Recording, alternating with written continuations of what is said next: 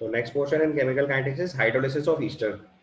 तो जो hydrolysis of Easter होती है H प्लस कैटलिस्ट की प्रेजेंस में, ये भी एक फर्स्ट ऑर्डर काइनेटिक्स होती है। इसके लिए हम लोग एक टेक्निकल टर्म यूज करते हैं, सूडो फर्स्ट ऑर्डर काइनेटिक्स। तो आप चाहो तो यहाँ पे दूसरी हेडिंग भी साथ में लिख सकते हो, that is pseudo first order kinetics. तो पहले स्टेटमेंट में यही लिखना है, hydrolysis of Easter in presence of acid catalyst follows pseudo first order kinetics. So write down hydrolysis of ester, hydrolysis of ester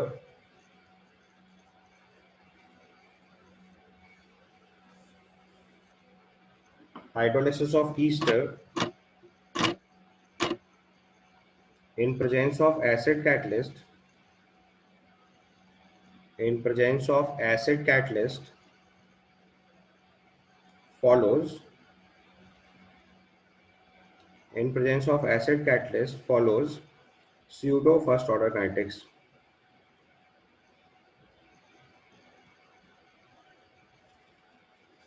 In presence of acid catalyst follows pseudo first order kinetics. ठीक है। तो Easter की hydrolysis अगर हम देख रहे हैं, तो जो रेट ऑफ ईस्टरिफिकेशन प्रोसेस है वो H प्लस कॉन्सेंट्रेशन, ईस्टर की कॉन्सेंट्रेशन और वाटर की कॉन्सेंट्रेशन पे डिपेंडेंट है। अगर हम वाटर को लार्ज एक्सेस में ले लेंगे तो इसका रेट लॉ एक्सप्रेशन वाटर की कॉन्सेंट्रेशन से इंडिपेंडेंट हो जाएगा। और H प्लस इस रिएक्शन का कैटलिस्ट है, दैट्स वाई H प्लस की जो कॉन्सेंट्रेशन है वो एक गिवन एक्सपेरिमेंट के लिए कांस्टेंट हो जाएगी। तो इसका मतलब अगर हम H प्लस की कॉन्सेंट्रेशन को K में मल्टीप्लाई करके एक नया कांस्टेंट K डैश लिख दें, where K dash is K into H plus concentration, तो इस रिएक्शन का रेट केवल ईस्टर की कॉन्सेंट्रेशन पर डिपेंडेंट है। और अगर आप इसकी पावर ध्यान से देखो तो 1 है।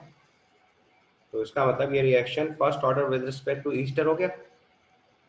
और अगर एक गिवन एक्सपेरिमेंट में हम स्टडी कर रहे हैं तो H प्लस भी कांस्टेंट है उस एक्सपेरिमेंट के लिए, तो उसको फर्स्ट ऑर्डर काइनेटिक्स का स्टडी कर सकते हैं, कीपिंग इन माइंड कि हमें रेट कांस्टेंट की जगह K डैश यूज कर रहा है, जिसको हम लोग pseudo first order rate constant बोलते हैं।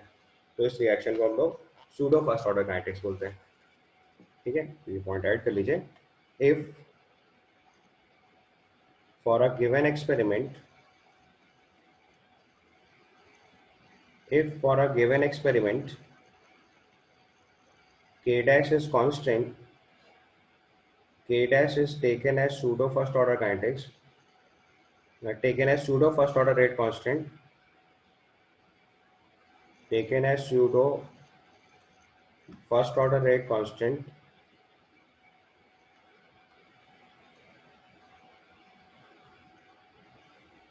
then above kinetics is first order with respect to ester,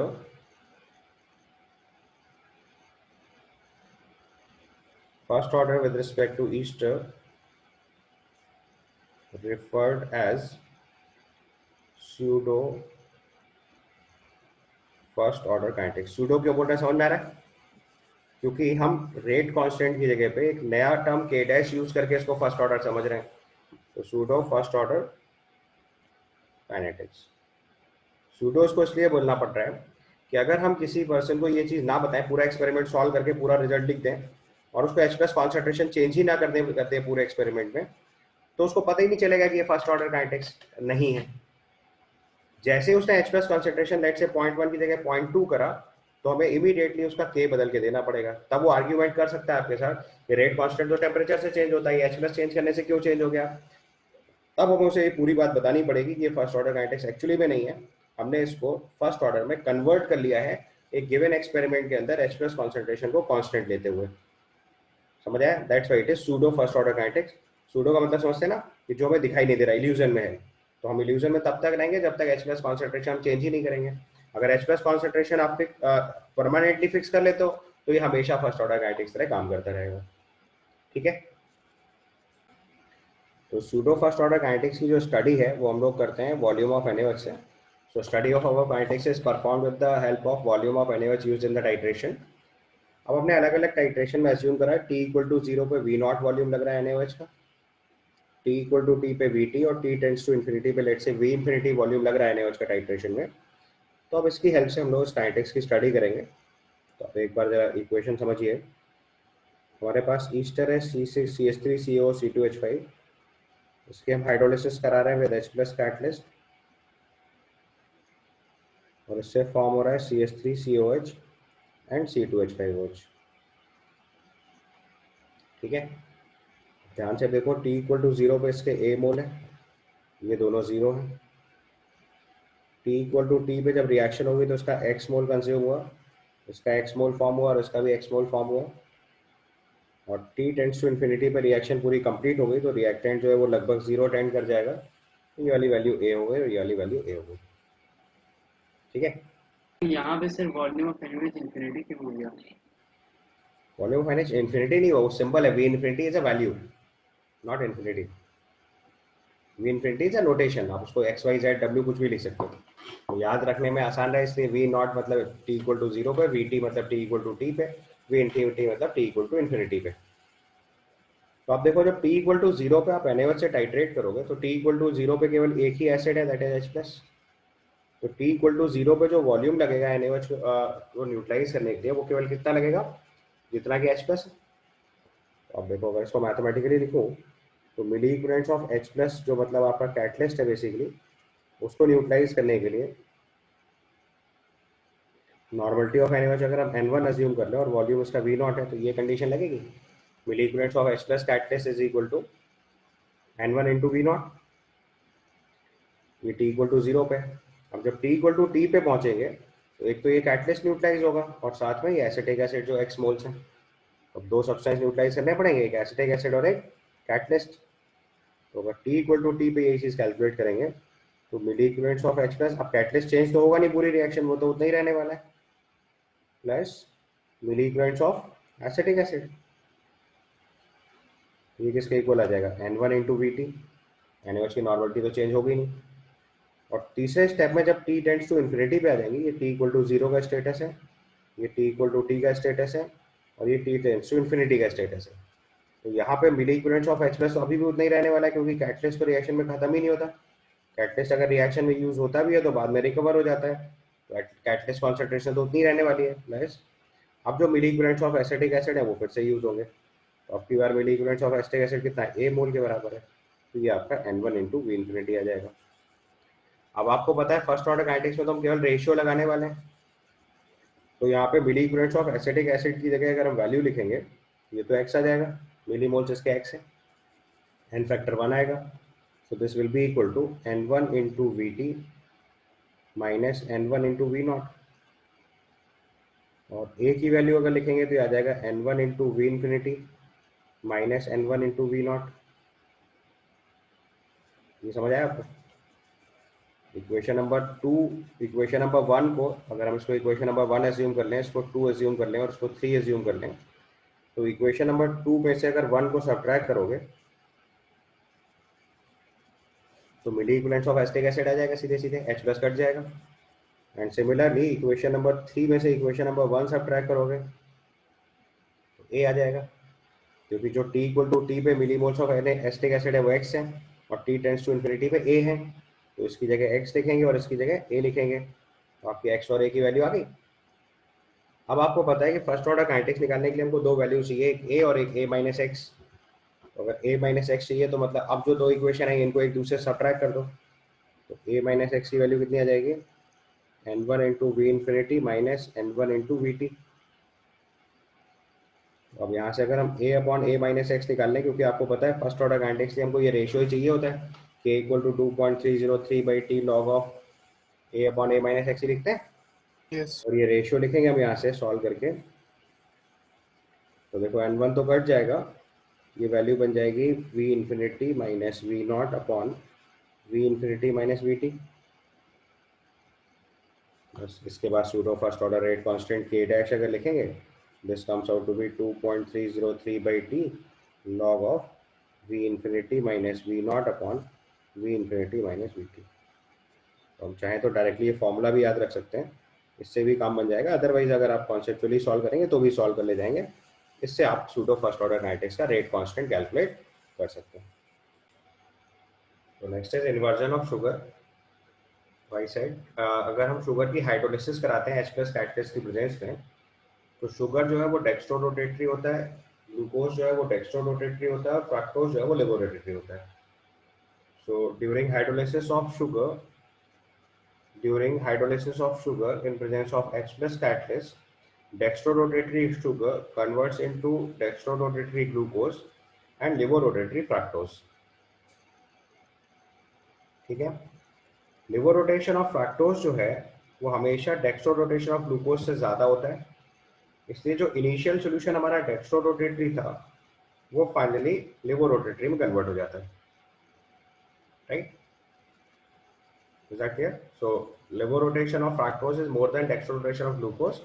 Hence, initial dextrorotatory solution finally converts into levorotatory solution, and this phenomenon is known as inversion of sugar. Is that clear? Sugar is dextrorotatory, glucose is dextrorotatory, fructose is levorotatory, and levodotation of fructose is more than dextrorotation of glucose. Hence, on hydrolysis, initial dextrorotatory solution converts into levorotatory solution. That's why optical rotation inversion is observed. That's why this phenomenon is known as inversion of sugar, and such sugar is known as invert sugar. This is the concept of biomolecules. अब इसको अगर kinetics के angle से समझाऊं तो if we do this hydrolysis in large excess of water, तो water के ऊपर रेट डिपेंड होना बंद हो जाएगा. H plus reaction के अंदर catalyst है. So if water is taken in large excess and H plus is catalyst for this reaction, for which concentration will not change in a given experiment, then it is also referred as a pseudo first order kinetics. क्यों pseudo first order kinetics? Because given experiment के H plus concentration constant है, जो कि दूसरे experiment में change भी हो सकती है. और ऐसी काइनेटिक्स की स्टडी जो है वो हम लोग एंगल ऑफ ऑप्टिकल रोटेशन से परफॉर्म करेंगे. अब जैसे इसको केमिकल इक्वेशन से समझाऊं आपको, तो जैसे हमने शुगर लिया सबसे पहले C12H22O11. इस शुगर की हाइड्रोलिसिस कराई वाटर के साथ in presence of H plus catalyst. तो उससे दो सब्सटेंस बने, एक ग्लूकोज C6H12O6 और एक फ्रक्टोज C6H12O6. फॉर्मूला दोनों के लिए सेम होता है, तो इट इज बेटर कि नीचे लिख लो. ये हो गया आपका ग्लूकोज और ये हो गया फ्रक्टोज, और स्टार्टिंग सब्सटेंस हमारा सुक्रोज. तो सुक्रोज हमारा डेक्स्ट्रो रोटेटरी यानी इसका ऑप्टिकल रोटेशन पॉजिटिव होगा. ग्लूकोज भी डेक्स्ट्रो रोटेटरी है, इसका भी ऑप्टिकल रोटेशन पॉजिटिव होगा. फ्रक्टोज लेवो रोटेटरी है, इसका ऑप्टिकल रोटेशन नेगेटिव होगा. ठीक है. अब सपोज करो हम एज्यूम कर लें कि इसका ऑप्टिकल रोटेशन θ1 है, इसके लिए ऑप्टिकल रोटेशन θ2 है और इसका ऑप्टिकल रोटेशन θ3 है. तो यहाँ पे और ऑब्वियसली माइनस θ3 होगा अगर साइन के साथ लिखेंगे तो यहाँ जो मॉड वैल्यू ऑफ θ2 है वो greater than θ3 sorry less than θ3 होता है. यानी फ्रक्टोज का जो लिवो रोटेशन है वो ग्लूकोज के डेक्स्ट्रो रोटेशन से ज्यादा है. तो इनिशियली जो ऑप्टिकल रोटेशन पॉजिटिव था वो फाइनली ऑप्टिकल रोटेशन नेगेटिव हो जाएगा. कैसे? क्योंकि ये वैल्यू इससे ज्यादा है न्यूमेरिकली. तो अगर नेगेटिव वैल्यू पॉजिटिव से ज्यादा है तो नेट रिजल्टेंट क्या आ जाएगा? Negative value. समझ आई बात? तो इनिशियली जो डेक्स्ट्रो रोटेटरी सोल्यूशन था वो फाइनली किस सोल्यूशन में कन्वर्ट हो गया? ये फाइनल सोल्यूशन कैसा हो जाएगा? लिवो रोटेटरी. तो इनिशियली सोल्यूशन था हमारा डेक्स्ट्रो रोटेटरी जिसका ऑप्टिकल रोटेशन पॉजिटिव था, और फाइनली सोल्यूशन जो हमारा बन गया वो लिवो रोटेटरी है जिसका ऑप्टिकल रोटेशन नेगेटिव है. तो देखो इन्वर्जन इन ऑप्टिकल रोटेशन आ रहा है. तो जब इन्वर्जन इन ऑप्टिकल रोटेशन आ रहा है तो इससे कंफर्म पता चल रहा है ये इन्वर्जन ऑफ शुगर है. इतनी बात समझ गया? अब इस इन्वर्जन ऑफ शुगर की जो स्टडी है वो हम लोग परफॉर्म करते हैं किससे? एंगल ऑफ ऑप्टिकल रोटेशन से. तो अगर हम अज्यूम कर लें let at t equal to 0, यानी कि जहां से प्रोसेस स्टार्ट हुआ है वहां पे ऑप्टिकल रोटेशन r0 है. ठीक है. तो हमने देखो t इक्वल टू 0 पे optical rotation r0, t equal to t पे ऑप्टिकल रोटेशन rt और t टेंड्स टू इन्फिनिटी पे optical rotation r infinity assume किया. अब इस रिएक्शन का अगर रेट एक्सप्रेशन लिखेंगे तो it is k dash into active mass of sucrose, और k डैश यहाँ पे k into H plus concentration है, इसीलिए इसको सूडो फर्स्ट ऑर्डर काइनेटिक्स बोल रहे हैं हम लोग. और k डैश जो है this is pseudo first order rate constant.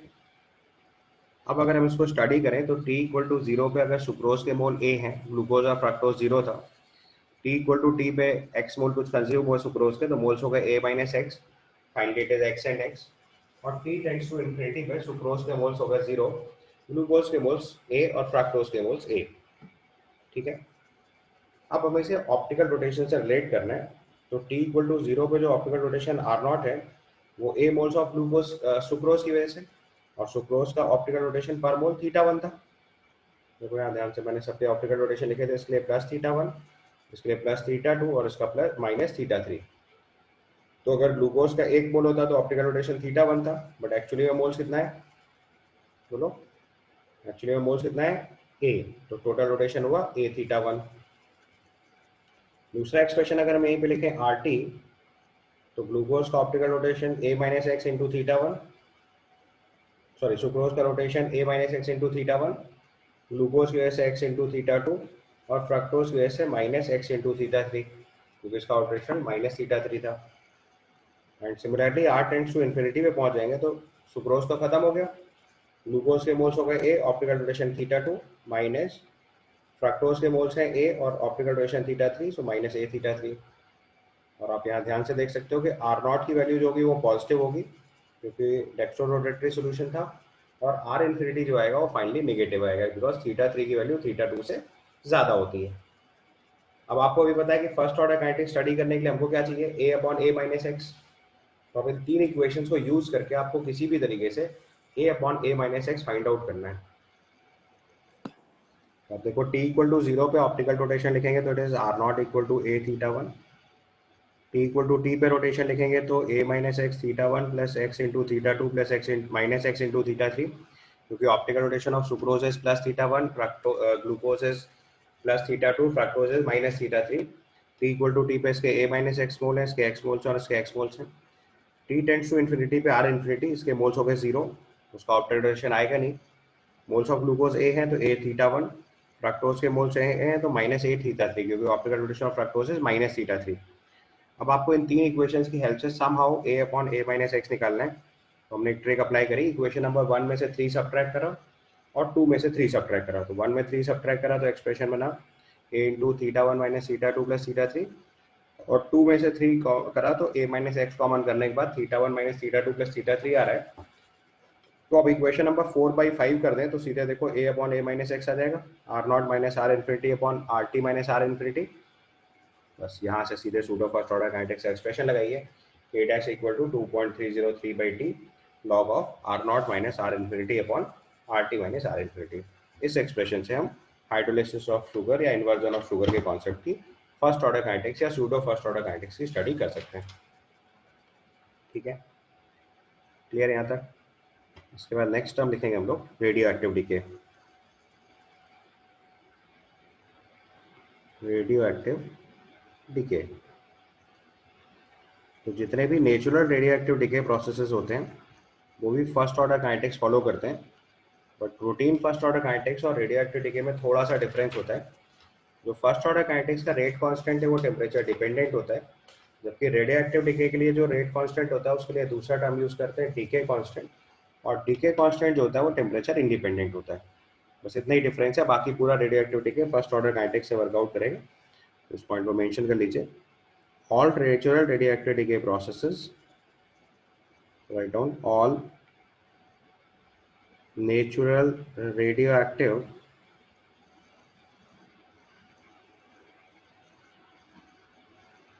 all natural radioactive decay processes, all natural radioactive decay processes follows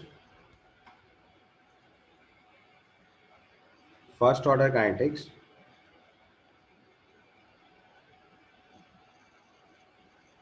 all natural radioactive decay processes follows first order kinetics, follows first order kinetics, and such kinetics is studied in terms of number of nuclei,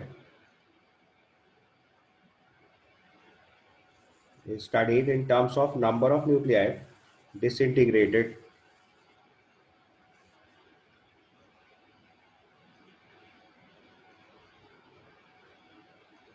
studied in terms of number of nuclei disintegrated।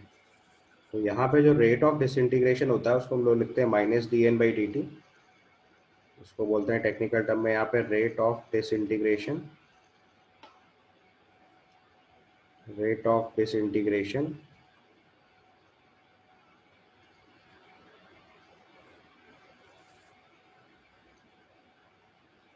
Rate of disintegration, और जो rate of disintegration है चूंकि first order kinetics follow करता है तो minus D N by D T proportional to N आएगा। यहाँ पे एन जो है वो नंबर ऑफ न्यूक्लियाई होते हैं। तो आप सब जानते हो कि नंबर ऑफ न्यूक्लियस का अगर हम अवोगाद्रोस नंबर से डिवाइड कर देंगे तो मोल्स ऑफ न्यूक्लियस आ जाएंगे। जितने न्यूक्लियस होंगे उतने एटम होंगे, तो मोल्स के प्रोपोर्शनल आ गई प्रॉपर्टी। तो हम फर्स्ट ऑर्डर काइनेटिक्स से इसको भी स्टडी कर ले जाएंगे। This is number of nuclei,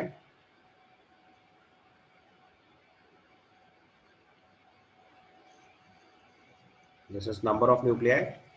अब प्रोपोर्शनलिटी हटा के अगर हम कांस्टेंट अप्लाई करते हैं तो यहाँ कांस्टेंट आता है लैम्डा। तो हमारा फॉर्मूला बन जाता है minus D N by D T is equal to lambda into N. यहाँ पे जो लैम्डा होता है इसको बोलते हैं डीके कांस्टेंट। और अब यहाँ से डिफरेंस समझ लीजिए। फर्स्ट ऑर्डर काइनेटिक्स में जो रेट कांस्टेंट के लिखते हैं वो टेम्परेचर डिपेंडेंट होता है। यहाँ जो डीके कांस्टेंट है वो टेम्परेचर इंडिपेंडेंट होता है। ये चीज़ नोट बना के लिख लेनी है अलग से। Decay constant of radioactive decay process is independent of temperature. इसका मतलब रेडियो एक्टिविटी जो है वो टेम्परेचर से इंडिपेंडेंट होती है। तो ये पॉइंट मेंशन कर लेना है। Decay constant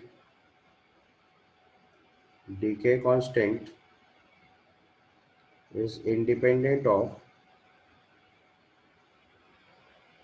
decay constant is independent of temperature। बस इतना ही डिफरेंस है फर्स्ट ऑर्डर काइनेटिक्स और रेडियोएक्टिव डीके प्रोसेस में, बाकी सब कॉमन है। सो इंडिपेंडेंट ऑफ टेम्परेचर,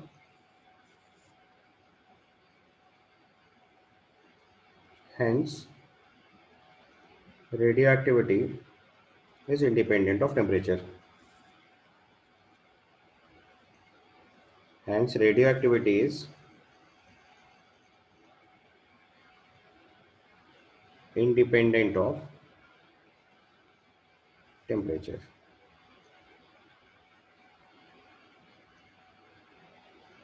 ठीक है। सो अगर सॉल्व करेंगे integration minus D N by D T equal to lambda into N, तो यहाँ से रिलेशन आएगा N equal to N not into E raise power minus lambda T. ये आपके फर्स्ट ऑर्डर काइनेटिक्स सॉल्व करने का फॉर्मूला हो गया। या जैसे हम लोग अपनी अभी तक फर्स्ट ऑर्डर काइनेटिक्स सॉल्व कर रहे थे बिल्कुल उसी प्रोसेस से सॉल्व करना है।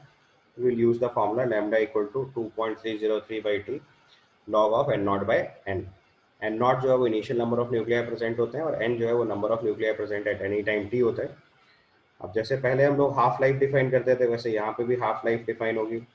यहाँ पे हाफ लाइफ टी हाफ की वैल्यू लिखेंगे 0.693 बाई लैम्डा, या इसी को आप L N two by lambda भी लिख सकते हैं, just like first order kinetics. बस यहाँ एक एक्स्ट्रा कांस्टेंट डिफाइन करते हैं जिसको बोलते हैं mean life. Extra constant define करते हैं मीन लाइफ। मीन लाइफ का मीन लाइफ से कोई कनेक्शन नहीं होता।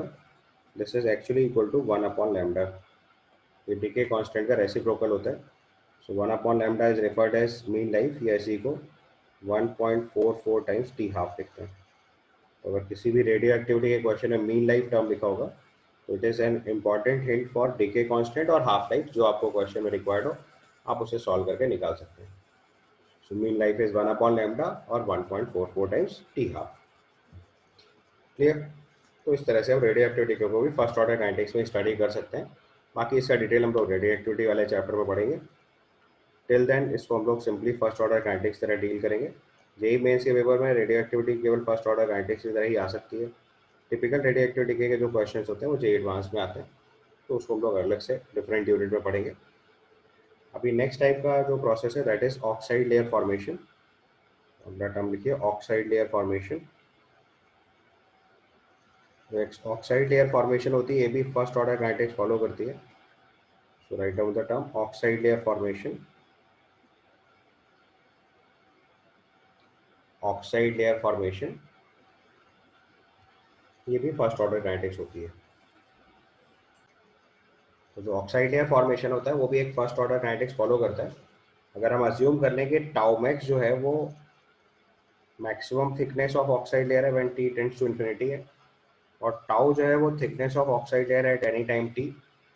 तो जैसे मैंने लिखा है टी इक्वल टू 0 पे 0 थिकनेस है, टाउ पे thickness T equal to T पे, और टाउ मैक्स थिकनेस है टी टेंड्स टू इन्फिनिटी। तो फर्स्ट ऑर्डर काइनेटिक्स से इसका एक्सप्रेशन भी k equal to 2.303 by T log of tau max by tau max minus tau आ जाएगा। अब इस कॉन्सेप्ट को समझने के लिए आप एक क्वेश्चन लिख लो. So it's given oxidation of metal is generally a slow electrochemical reaction involving many steps. These steps involves electron transfer reaction. A particular type of oxidation involves overall first order kinetics with respect to the fraction of unoxidized metal, which is 1 minus F. Surface thickness relative to the maximum thickness T of oxidized surface when metal surface is exposed to air for considerable period of time. Rate law is given dF by dt is equal to K times 1 minus F, where F is x by t और x जो है वो thickness of oxide film है at any time t, और t जो है वो thickness of oxide film है at any time t tends to infinity. यानी ऊपर वाले क्वेश्चन में जो कॉन्सेप्ट सिखाया है उसमें t की जगह टाउ मैक्स लिखा है मैंने और x की जगह टाउ लिखा हुआ है. आपको graph of ln of 1 minus f versus t given है डायग्राम एडजस्टेड में, और फिर आपको क्वेश्चन सॉल्व करके निकालना है. Time taken for the thickness to grow 50% of t एक question, and the exponential variation of f with the time t is given by, कि आपको दो क्वेश्चन सॉल्व करने. एक बार फटाफट पूरा क्वेश्चन पढ़िए और सॉल्व करिए. अब देखो हमें फंक्शन दे रखा है D F by D T is equal to K times 1 minus F, और एफ की जगह एक्स बाई टी है. तो हमने इसको पहले D F by D T की वैल्यू निकाली थी, 1 upon T D x by D T आया, क्योंकि जो कैपिटल टी है वो कॉन्स्टेंट टर्म है. 1 upon T D x by D T को अगर हम सब्सटीट्यूट करेंगे के इंटू एफ की जगह 1 by X by T put कर दो, हमारा फंक्शन आ जाएगा D X upon T minus X is equal to K times D T. Time 0 से टी वेरी कर रहा है और एक्स की वैल्यू 0 से एक्स वेरी कर रही है. इंटीग्रेट करेंगे तो ये वैल्यू आ जाएगी K T equal to L N of T upon T minus X. और उसमें पहले क्वेश्चन में पूछा है time taken for thickness to grow up to 50%, but उसके पहले हमें के निकालना है. उसके पहले हमें के कैलकुलेट करके निकालना है. तो आप यहाँ पे क्वेश्चन में ध्यान से देखो, डेटा में हमारे पास L N of 1 minus F की वैल्यू, यहाँ से देखिएगा L N of 1 minus F की value at time T equal to 2000 hours minus 3 दे रखा है. इस डेटा को यूज करके हम एक बार के निकाल लेंगे. हमारे पास इंफॉर्मेशन है at T equal to 200 hours 1 minus F is equal to minus 3. 1 minus F is equal to minus 3, और एफ की जगह हम लोग क्या पुट करेंगे एक्स बाई टी. तो अगर एफ की जगह एक्स बाई टी पुट कर देंगे तो ये आ जाएगा 1 minus X by T is equal to minus 3. ठीक है, 1 minus X by T equal to minus 3. और अगर आप इसको एलसीएम लेके सही से लिखोगे तो वैल्यू आ जाएगी टी माइनस